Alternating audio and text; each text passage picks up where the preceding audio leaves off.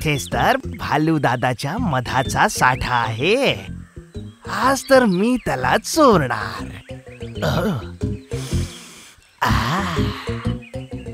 पण तो भालू अजून इथेच आहे. काहीही असो, सगळ्या गोष्टी व्यवस्थित पाहायला हव्या. आज पोटभर मध मिळालं. बाकी सांभाळून ठेवतो, पुढे वापरता येईल. माझ्या मधाचा खजाना कोणालाच ठाऊक नाही.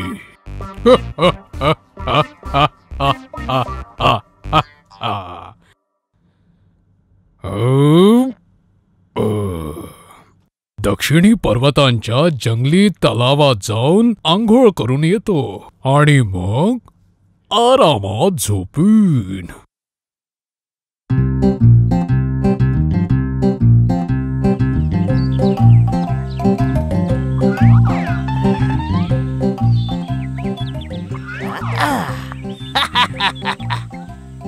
अजून काही वेळ थांबलो तर गडबड होऊन जाईल.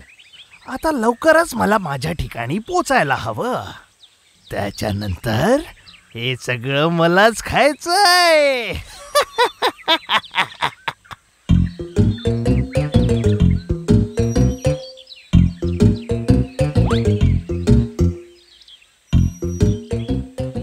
काहीही असो, आजचा दिवस खूप चांगला होता.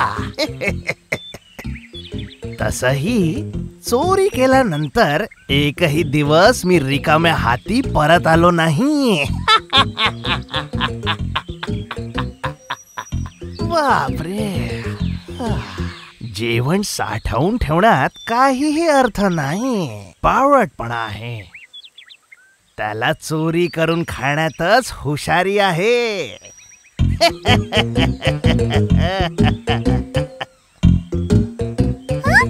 ही तर आश्चर्याची गोष्ट आहे.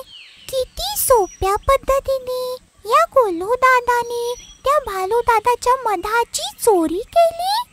हा कोल्हू दादा तर खूपच चतुर आहे. मी तर या कोल्हू दादाचा एक चाहताच झालोय. चोरी तर खरंच एक कला आहे आणि कोल्हू दादा तर ह्यात खूप कुशल आहे. मला पण ती कला शिकायची आहे. विचारून तर पाहूया की कोल्हू दादा मला त्याचा शिष्य बनवेल का. जाऊन तर बघू, गमवायला हातात आहेच काय. दादा दादा, तू तर महानच आहेस. काय? तू आता काय म्हटलास? मी महान आहे? आजपर्यंत कोणीच मला असं म्हटलं नाही. तुझ्या अशा बोलण्यामागे नक्कीच काही वाईट हेतू असेल. माझ्यासोबत खेळू नकोस. दादा, मी काही गंमत वगैरे नाही केली. खरंच माझा काही वाईट हेतू नाहीये. छोट्या मोठ्या चोऱ्या माऱ्या करून जगणाऱ्या मला महान म्हटलं तर कोणी विश्वास ठेवणार नाही. हे बघ, काही गडबड करून मला फसवण्याचा विचार असेल तर तो विचार स्वतःकडेच ठेव, समजलं? हा, चल लवकर निघ इथून. तेच बरं राहील. दादा, तू मला वाईट नको ना समजू, प्लीज. मी तुझा खूप मोठा चाहता झालोय. तू या कलेत खूप निपुण आहेस. मी खरंच सांगतोय. तुझी चोरी मी माझ्या बिळातनं पाहिली होती. तेव्हापासनं मी तुझा चाहता झालोय. अरे, आम्ही सगळे कोल्हे खूप हुशार असतो. घराण्यापासून असंच आहे. खास करून मी त्या हुशार लोकांमधला प्रमुख सुद्धा आहे. तू जे सांगितलं ते 100% खरंय. तरी पण तू मला तुझा शिष्य बनव ना. मला पण तुझ्यासारखी चोरी शिकायची खूप इच्छा आहे. तुझ्यासारख्या एका छोट्या उंदराला मी माझा शिष्य कसा बनवू, यासाठीच तू माझी तारीफ केली होती ना. तू तर कमाल निघालास रे. दादा, असं नाहीये रे. मी खरंच तुझा चाहता आहे. तू मला तुझा शिष्य बनव ना प्लीज. अरे हे सगळं शिकायला बुद्धी, शक्ती, ताकद आणि शारीरिक क्षमता पण हवी ना. तुझ्यात यातून काही आहे का? ते सगळं बरोबर आहे रे दादा, पण जर का तू मला तुझा शिष्य बनवलंस तर मी तुझ्या खूप कामात येऊ शकतो. चोरी करण्यासारख्या खूप जागा मी तुला दाखवू शकतो. मला वाटतं याची गोष्ट बरोबर आहे. चोरी करण्यासारख्या जागांबद्दल याला माहिती असेल. याला शिष्य बनवलं तर हा नक्कीच माझ्या कामी येईल. काहीही असो, याला सोबत घेऊन चलूया. चोरी मधला थोडाच वाटा तर याला द्यायचा आहे. चोरीची कला एवढी छोटी गोष्ट नाहीये. सिद्धांताच्या बऱ्याच गोष्टी तुला शिकाव्या लागतील, थिअरी आणि प्रॅक्टिकल. आणि या सगळ्यालाच तर शक्तीची आवश्यकता आहे. हो, त्याचं प्रशिक्षण तर मी तुला नंतर देईल. बरोबर म्हटलं गुरुजी. तुम्ही जेही सांगाल ते मी सगळं ऐकीन. आजच्या आपल्या ऑपरेशन मध्ये तू चोरीचे नवीन धडे शिकू शकतो. नक्की, जसं तुम्ही सांगाल तसंच. माझे काही जुने ऑपरेशन तू पाहिले असते तर त्यातून बरंच काही शिकला असता. एक दिवस मी एका ठिकाणी एक कोंबडी चोरायला गेलो होतो. इथे खूप सारे लोक होते, पण मी कुठे घाबरणार होतो. चतुराईने मी पिंजऱ्यातून कोंबडीला पकडून घेतला, पण कोंबडी जरा जास्तच आवाज करत होती. मी त्याच्याकडे लक्षच दिलं नाही. त्यावेळी काही लोक माझ्या पाठीमागे लागले. कोण लोक? मार पडला का तुला? नाही नाही नाही, असं काही झालं नाही. कोंबड्याच मागे लागल्या होत्या. आई ग, ओही मा, बापरे, वाचवा वाचवा, मला नका मारू. ते एक चांगलं ऑपरेशन होतं. एक कोंबडी पकडण्या मागे मला खूप काही मिळालं. काय मिळालं? मार? नाही नाही नाही, कोंबड्या. ते सगळं आठवून आजही डोळ्यात पाणी येतं. डोळ्यात ना? डोळ्यातून नाही रे, तोंडाला. त्याच्या चवीने. वा, तू तर खूपच सराईत आहेस रे. आता ही काय सांगायची गोष्ट आहे? आता लवकर चल, आपण त्या सिंहाच्या गुहेत जाऊन सगळं मांस चोरून घेऊ.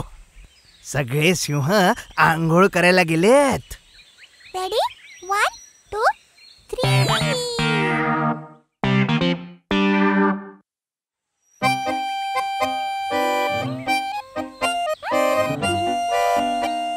आजचं ऑपरेशन खूप यशस्वी होतं. आपण ताजं मांस चोरून घेतलं ना. आज तर चांगली मेजवानीच होती. हे सगळे वाघ ना बुद्धूच असतात, हो ना गुरुजी? नाहीतर मांस सोडून कुठे जातील का? मूर्ख लोक गाढवासारखे काम करतील. माझ्यासारखे बुद्धिमान लोक बिना मेहनतीचंच आयुष्य जगतात. बरोबर आहे गुरुजी. बुद्धिमान लोक भाग्यवान असतात, कारण ही धरती फक्त त्यांच्यासाठीच आहे. आमीन. आता आपण उद्याच्या ऑपरेशन बद्दल विचार करू. त्याला आजच्या पेक्षा यशस्वी बनवायचा आहे. त्याचा रस्ता पण मी शोधलाय. गुरुजी, जागा कुठली आहे? मी सगळं बघून येतो. जागा वगैरे मी सांगून देतो, तू लक्ष देऊ नाही.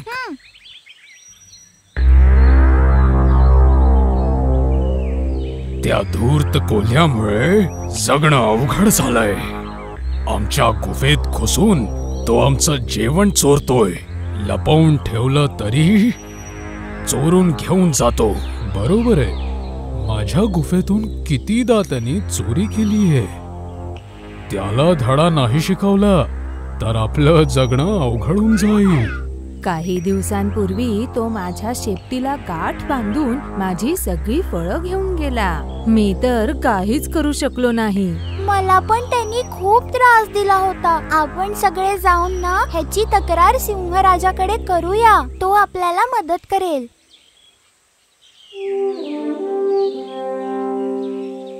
राजा, त्याच्या चोऱ्या काहीही करून थांबवा ना. आमच्याकडे दुसरा पर्याय नाहीये. तुम्ही आमची मदत करा ना. हो, तुमच्या सगळ्यांचंच दुःख मी समजतो, पण तो कोल्हा तुम्ही सांगितल्याप्रमाणेच खूप चतुर आहे.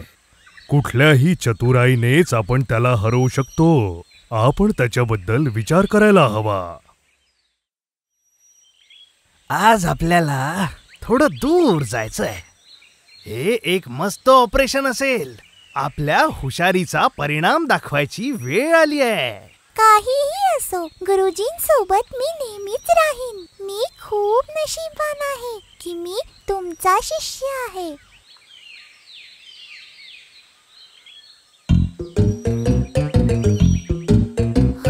खूप वेळापासून आपण फक्त चालतोय गुरुजी.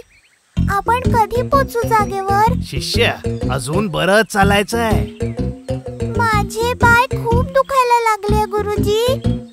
म्हणून मी आधीच सांगितलं होतं की याच्यासाठी खूप ताकद हवी. मित्रांनो, ते येतात आहेत. तुम्ही लोक सुरू करा.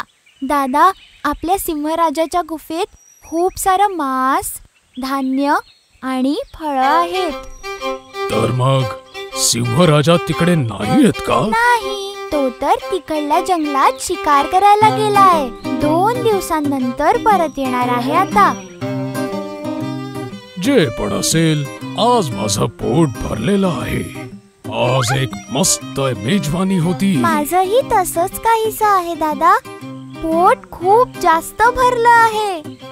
असं आहे तर ही गोष्ट कोणाला सांगू नको. आपण पुन्हा कधीतरी येऊन खाऊ. सिंहराजा पण 2 दिवसांनंतरच येतील. बरोबर आहे. मी पण तेच म्हणत होतो. ही गोष्ट जंगलात कुणालाच नाही माहित. आपण ही गोष्ट कुणालाच नाही सांगायची. हा गुरुजी, चित्ता आणि ससातल्या गोष्टी ऐकल्या का तुम्ही? ते गुपित सांगतात आहेत. जर ही गोष्ट खरी असेल तर आपण त्याला चोरून घेऊ. हा, बरोबर. सिंहराजाची गुफा इथे जवळच आहे. जास्ती दूर पण नाही चालावं लागणार. तर मग आजचं ऑपरेशन तिथेच करून घेऊया. ते चित्ता आणि ससा काय बावळट होते. असं उघड्यात गुपित सांगताना बघितलं ना त्यांना. आजकाल कोणाला काही बुद्धी उरलीच नाहीये गुरुजी. बुद्धीच्या नावावर तर तुम्हीच बुद्धिमान आहात.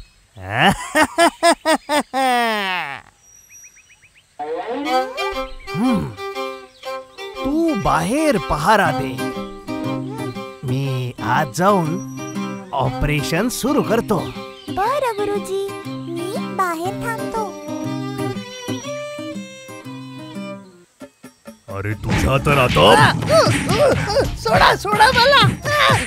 बापरे, हा तर गुरुजींचा आवाज आहे. काही संकट तर आलं नसेल ना? आज जाऊन बघून येऊ का? नाही नाही, नको नको.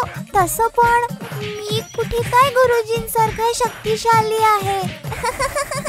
जितक्या लवकर होऊ शकतं तितक्या लवकर इथून पळूया. माझ्याकरता तेच योग्य आहे. सोडा सोडा. भालू दादा, मला आशीर्वाद द्याल का? हो हो.